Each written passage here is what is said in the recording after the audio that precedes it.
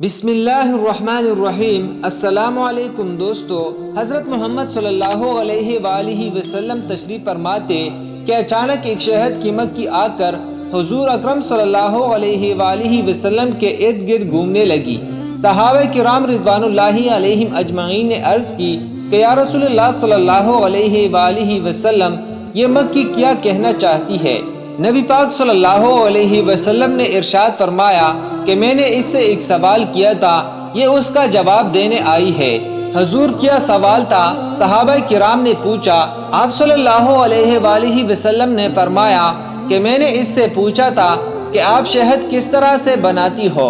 انہوں نے عرض کی کہ پہاڑ کے اندر جو پھول ہوتے ہیں ہم ان کا رس چوستی ہیں اور پھر ہم شہد بناتی ہیں۔ تو حضور صلی اللہ علیہ وآلہ وسلم نے فرمایا کہ میں نے انہیں کہا، یہ جو تم رس چوستی ہو کچھ کڑوی بھی ہوتی ہے اور کچھ بد ذائقہ بھی ہوتے ہیں، تو یہ میٹھا کس طرح سے کر لیتی ہو؟ انہوں نے عرض کی کہ جب حضور ہم رس چوس کر آتی ہیں تو ہماری جو مکھیوں کی سردار ہے وہ اونچی اونچی آپ پر درود شریف پڑھتی ہے، تو یا رسول اللہ صلی اللہ علیہ وسلم ہم بھی آپ پر درود شریف پڑھنے لگ جاتی ہیں، تو اس کی برکت سے اللہ تعالیٰ وہ کڑوے پھول میٹھے شہد کی طرح بنا دیتا ہے۔ سبحان اللہ۔ محترم عزیز دوستو، آپ بھی ایک بار حضور اکرم صلی اللہ علیہ وآلہ وسلم پر درود شریف پڑھ لیں۔